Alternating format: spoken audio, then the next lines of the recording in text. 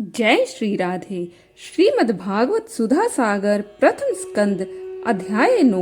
कल के अध्याय में हमने यह जाना कि कैसे भगवान ने गर्भ में परीक्षित की रक्षा की और उसके बाद कुंती ने भगवान की स्तुति की और युधिष्ठिर का अपने प्रियजनों के प्रति मोह भंग नहीं हो पा रहा था। अब आज के अध्याय में युधिष्ठिर का भीष्म के पास जाना और भगवान श्री कृष्ण का स्तुति करते हुए भीष्म का प्राण त्याग करना, इस कथा प्रसंग को श्रवण करेंगे। श्री सूत जी कहते हैं, इस प्रकार राजा युधिष्ठिर प्रजाद्रोह से भयभीत हो गए। फिर सब धर्मों का ज्ञान प्राप्त करने की इच्छा से उन्होंने कुरुक्षेत्र की यात्रा की, जहाँ भीष्म पितामह शरशैया पर पड़े हुए थे। शौनकादि ऋषियों उस समय उन सब भाइयों ने स्वर्ण जटित रथों पर, जिसमें अच्छे अच्छे घोड़े जुते हुए थे, सवार होकर अपने भाई युधिष्ठिर का अनुगमन किया। उनके साथ व्यास, धौम्य आदि ब्राह्मण भी थे। शौनक जी अर्जुन के साथ भगवान श्री कृष्ण भी रथ पर चढ़कर चले।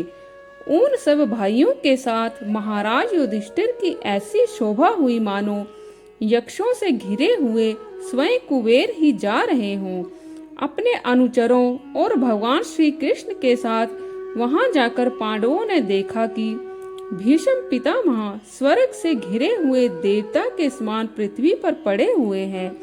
उन लोगों ने उन्हें प्रणाम किया। शौनक जी उसी समय भारतवंशियों के गौरव रूप भीष्म पितामह को देखने के लिए सभी ब्रह्म ऋषि, देव ऋषि और राज ऋषि वहां आए। पर्वत नारद, धौम्य, भगवान व्यास, भारद्वाज शिष्यों के साथ परशुराम जी, वशिष्ठ, इंद्रप्रमद, त्रित, गौतम, अत्रि जी, विश्वामित्र, सुदर्शन तथा और भी शुकदेव आदि शुद्ध हृदय महात्मा गण एवं शिष्यों के सहित कश्यप, अंगिरा पुत्र बृहस्पति आदि मुनिगण भी वहां पधारे।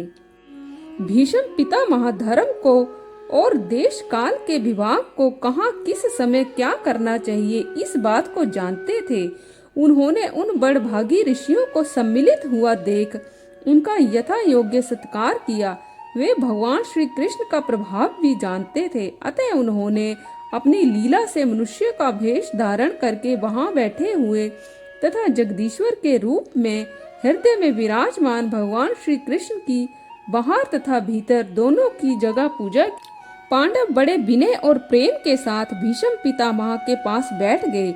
उन्हें देखकर भीष्म पितामह की आंखें प्रेम के आंसुओं से भर गई। उन्होंने उनसे कहा, धर्म पुत्रों, हाय हाय, यह बड़े कष्ट और अन्याय की बात है कि तुम लोगों को ब्राह्मण धर्म और भगवान के आश्रित रहने पर भी इतने कष्ट के साथ जीना पड़ा, जिसके तुम योग्य नहीं थे। अतिरिथि पांडु की मृत्यु के समय तुम्हारी अवस्था बहुत छोटी थी। उन दिनों तुम लोगों के लिए कुंती रानी को और साथ साथ तुम्हें भी बार बार बहुत से कष्ट झेलने पड़े। जिस प्रकार बादल वायु के वश रहते हैं, वैसे ही लोकपालों के सहित सारा संसार काल भगवान के अधीन है। मैं समझता हूँ कि तुम लोगों के जीवन में ये जो अप्रिय घटनाएं घटित हुई हैं, वे सब उन्हीं की लीला है। नहीं तो जहाँ साक्षात धर्मपुत्र राजा युधिष्ठिर हो, गदाधारी भीमसेन और धनुर्धारी अर्जुन रक्षा का काम कर रहे हों, गांडीव धनुष हो और स्वयं भगवान श्री कृष्ण सुहृद हो, भला वहाँ भी विपत्ति की संभावना है। यह काल रूप श्री कृष्ण कब क्या करना चाहते हैं, इस बात को कभी कोई नहीं जानता। बड़े बड़े ज्ञानी भी इसे जानने की इच्छा करके मोहित हो जाते हैं। युधिष्ठिर, संसार की यह सब घटनाएं ईश्वर इच्छा के अधीन है। उसी का अनुसरण करके तुम इस अनाथ प्रजा का पालन करो, क्योंकि अब तुम ही इनके स्वामी और इसे पालन करने में समर्थ हैं। यह साक्षात भगवान है। ये सबके आदि कारण और परम पुरुष नारायण हैं। अपनी माया से लोगों को मोहित करते हुए यदुवंशियों में छिपकर लीला कर रहे हैं। इनका प्रभाव अत्यंत गूढ़ और रहस्यमय है। युधिष्ठिर, उसे भगवान शंकर, देवर्षि नारद और स्वयं भगवान कपिल ही जानते हैं, जिन्हें तुम अपना ममेरा भाई, प्रिय मित्र और सबसे बड़ा हितु मानते हो तथा जिन्हें तुमने प्रेमवश अपना मंत्री, दूत और सारथी तक बनाने में संकोच नहीं किया है, वे स्वयं परमात्मा हैं। युधिष्ठिर, इस प्रकार सर्वत्र सम होने पर भी देखो तो सही, वे अपने अनन्य प्रेमी भक्तों पर कितनी कृपा करते हैं। यही कारण है कि ऐसे समय में, जबकि मैं अपने प्राणों का त्याग करने जा रहा हूँ, इन भगवान श्री कृष्ण ने मुझे साक्षात दर्शन दिया है। भगवत परायण योगी पुरुष भक्ति भाव से इनमें अपना मन लगाकर और वाणी से इनके नाम का कीर्तन करते हुए शरीर का त्याग करते हैं और कामनाओं से तथा कर्म के बंधन से छूट जाते हैं। वे ही देव देव भगवान अपने प्रसन्न हास्य और रक्त कमल के समान अरुण नेत्रों से उल्लासित मुख वाले चतुर्भुज रूप से, जिसका और लोगों को केवल ध्यान में दर्शन होता है, तब तक यही स्थित रहकर प्रतीक्षा करें जब तक मैं इस शरीर का त्याग ना कर दूं। श्री सूत जी कहते हैं, युधिष्ठिर ने उनकी यह बात सुनकर शरशैया पर सोए हुए भीष्म पितामह से बहुत से ऋषियों के सामने ही नाना प्रकार के धर्मों के संबंध के अनेकों रहस्य पूछे। तब तत्ववेता भीष्म पितामह ने वर्ण और आश्रम के अनुसार पुरुष के स्वाभाविक धर्म और वैराग्य तथा राग के कारण विभिन्न रूप से बतलाए हुए निवृत्ति और प्रवृत्ति रूप द्विविध धर्म, दान धर्म, राजधर्म, मोक्ष धर्म, स्त्री धर्म और भगवत धर्म, इन सब का अलग अलग संक्षेप और विस्तार से वर्णन किया। शौनक जी, इनके साथ ही धर्म, अर्थ, काम और मोक्ष, इन चारों पुरुषार्थों का तथा इनकी प्राप्ति के साधनों का अनेकों उपाख्यान और इतिहास सुनाते हुए विभाग से वर्णन किया। भीष्म पितामह इस प्रकार धर्म का प्रवचन कर ही रहे थे कि वह उत्तरायण का समय आ पहुंचा, जिसे मृत्यु को अपने अधीन रखने वाले भगवत परायण योगी लोग चाहा करते हैं। उस समय हजारों रथियों के नेता भीष्म पितामह ने वाणी का संयम करके मन को सब ओर से हटाकर अपने सामने स्थित आदि पुरुष भगवान श्री कृष्ण में लगा दिया। भगवान श्री कृष्ण के सुंदर चतुर्भुज विग्रह पर उस समय पीताम्बर फहरा रहा था। भीष्म जी की आंखें उसी पर एकटक लग गईं। उनको शास्त्रों की चोट से जो पीड़ा हो रही थी, वह तो भगवान के दर्शन मात्र से तुरंत ही दूर हो गई तथा भगवान की विशुद्ध धारणा से उनके जो कुछ अशुभ शेष थे, वे सभी नष्ट हो गए। अब शरीर छोड़ने के समय उन्होंने अपनी समस्त इंद्रियों के वृत्ति विलास को रोक दिया और बड़े प्रेम से भगवान की स्तुति की।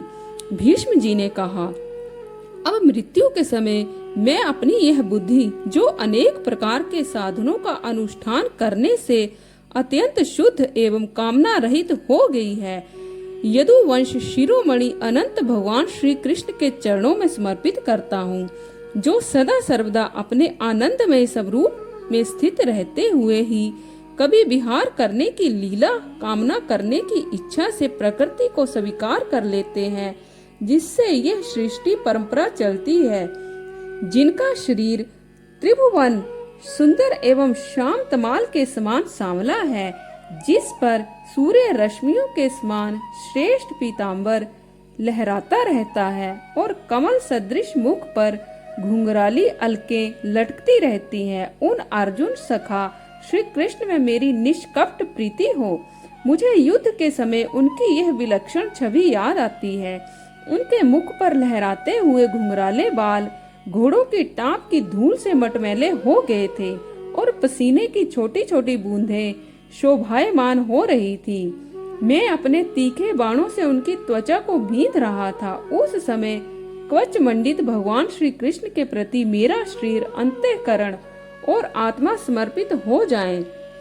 अपने मित्र अर्जुन की बात सुनकर जो तुरंत ही पांडव सेना और कौरव सेना के बीच में अपना रथ ले आए और वहां स्थित होकर जिन्होंने अपनी दृष्टि से ही शत्रु पक्ष के सैनिकों की आयु छीन ली, उन भगवान श्री कृष्ण में मेरी परम प्रीति हो।